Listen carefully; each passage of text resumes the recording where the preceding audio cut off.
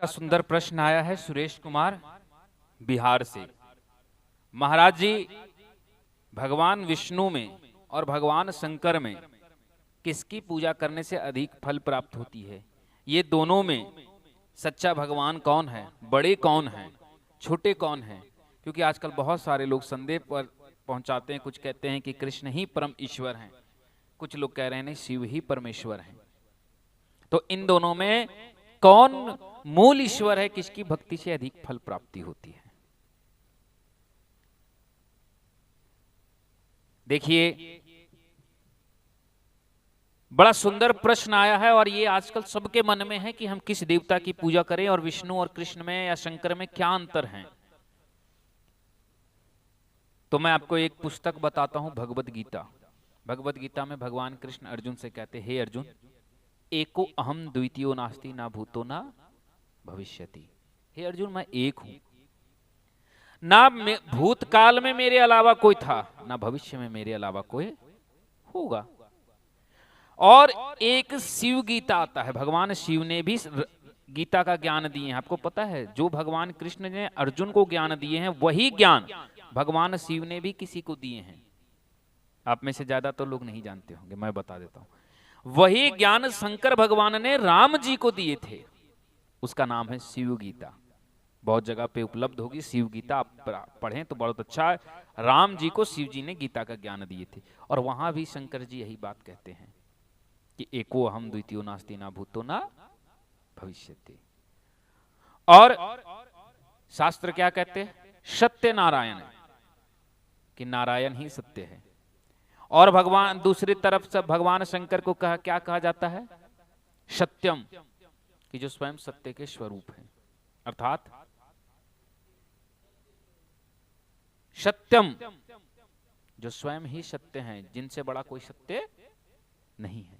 और भगवान नारायण क्या है? सत्य नारायण, नारायण सत्य हैं। तो जो परम सत्य शंकर हैं वही सत्य रूपी नारायण है। नारायण और शंकर में कोई भेद नहीं। इसको साधारणतः उदाहरण समझिए। रामचरितमानस में राम जी का बड़ा एक सुंदर स्थान आता है। वहां राम जी कहते हैं, शिव द्रोही मम दास कहावे, सो नर मोहि सपनेहु नहु पावे।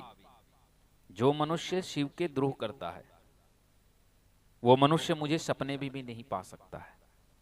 अर्थात जो शिव जी के विद्रोह में या शिव जी को छोटा समझ ले, तनिक मात्र भी छोटा समझ ले, वो कभी राम जी को सपने भी नहीं पा सकता। अगर मान लो राम जी सपने में आ गए तो इसका मतलब कि मिथ्या है। द्रोही ममदास कहावे, शिव नर मोहि सपनेहु नहीं पावे। वहीं जब यही घटना विपरीत दिशा में आती है, जब माता सती पार्वती जी जो सती थी पूर्व जन्म में, वो सीता जी का जब रूप धारण कर लेती है और नहीं मानती है। और एक घटना आता है जब माता सती जबरदस्ती चली जाती है, कहां? प्रजापति दक्ष के यहां। तो भगवान शंकर क्या कहते हैं? हो यही वही जो राम रची राखा। अर्थात एक कह रहे हैं कि शिव कर रहे हैं, एक कह रहे हैं नारायण कर रहे हैं। बताओ दोनों में झूठ सच कौन बोल रहा है ना? अब शिव भक्त कहेंगे कि शिव झूठ बोल रहे हैं।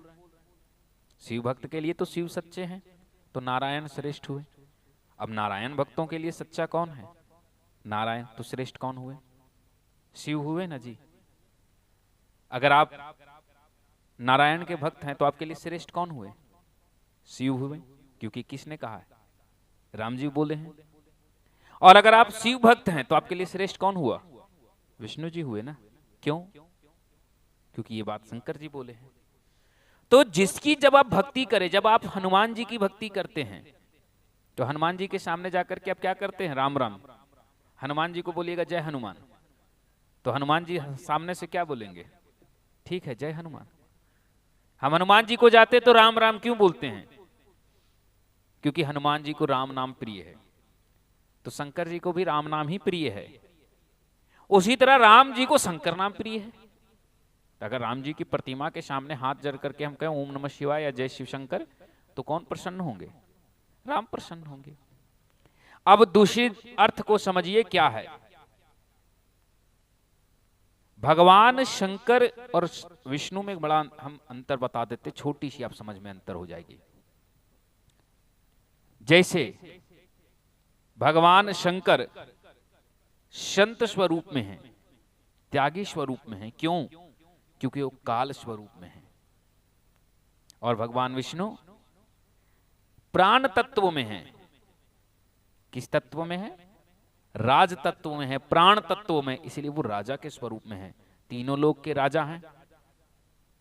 राजा कभी संहारक नहीं हो सकता है।